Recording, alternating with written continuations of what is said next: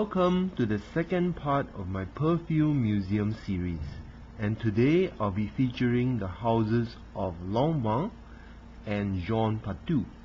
As you can see, it's not a very big collection, but it is a work in progress and it will grow eventually. Let me start with the house of Lanvin. They are most famous for creating one of the top 5 fragrances of all time, called Arpège. This is the 1 ounce Boule Noir or black bottle in the classic Art Deco style, and it has a black box with the name printed on it. There is also a 2 ounce version, a raspberry stopper, slightly older, and this was the flacon that actually sparked my interest in the history and design of perfume bottles as well as the contents itself. This fragrance debuted in 1921, and it has just a rich and flowery formula, and it is lifted at the top by aldehydes.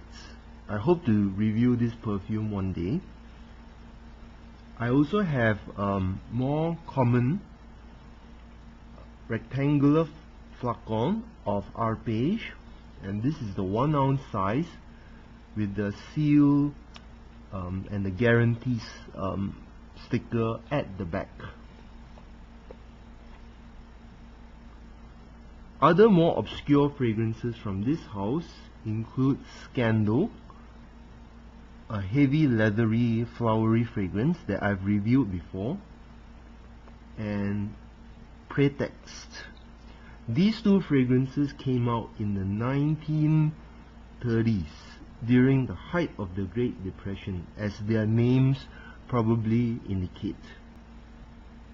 I also have one of the few men fragrances that I own from this house, the discontinued Monsieur Lanvin, which is a leathery citrus fragrance.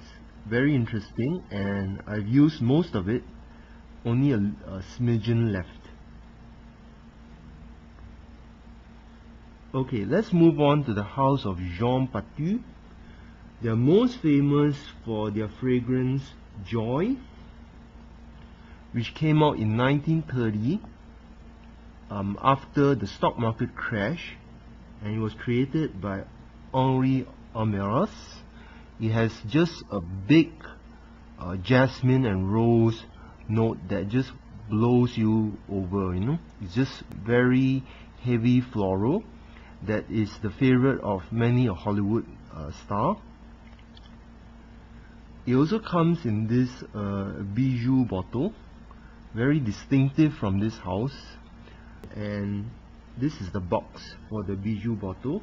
This is also Joy.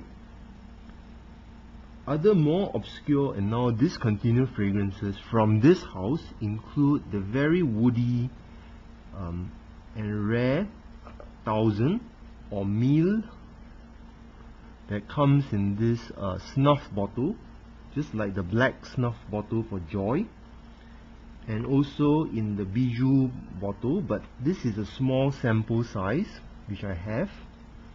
It is very hard to find this fragrance in the parfum concentration. More recent fragrances from this house include the very bright orangey Sublime. This is a very musky at the base, and also another one that I reviewed called Syrah des Andes, also in the distinctive bijou bottle.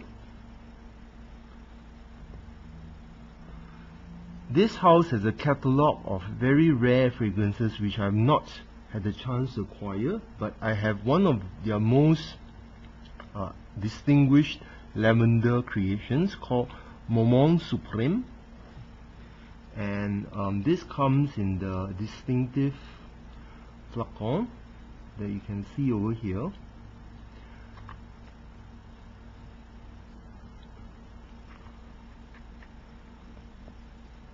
Okay, I've also located one of their rarer fragrances in the Parfum concentration, and it was created to celebrate the maiden voyage of the Normandy in 1935.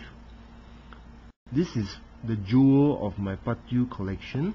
It has its own pedestal, as you can see, and the ship is really heavy. I think it may be silver plated, and this is a limited edition of 1,000 copies that came out in 1985 or 86,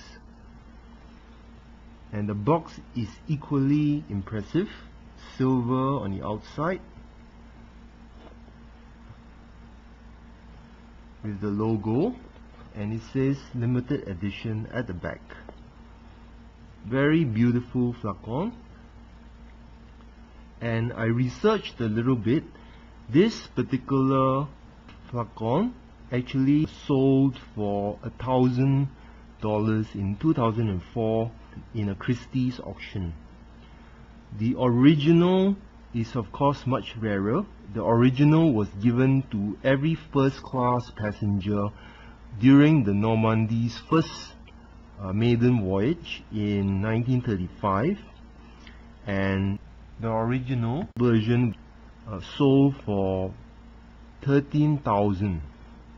I don't think it had any perfume, but there was an auction with a sealed bottle that went for $4,000 in this year actually. So this is my collection, and I hope you enjoyed this installment.